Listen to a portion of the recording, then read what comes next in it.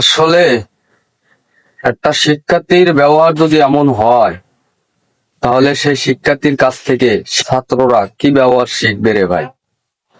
একটা মহিলা হয়ে একটা পুরুষের গায়ে হাত তোলা, আসলে আমার ভাবতেও বড় অবাক হয়।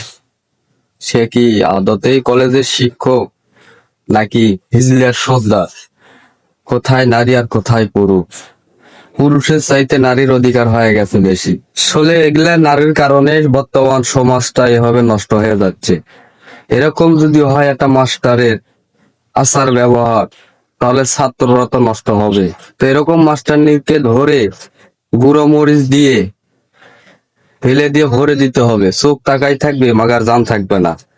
তাহলেই তারাও ভালো হবে, সমাজটাও ভালো হবে। ঠিক আছে।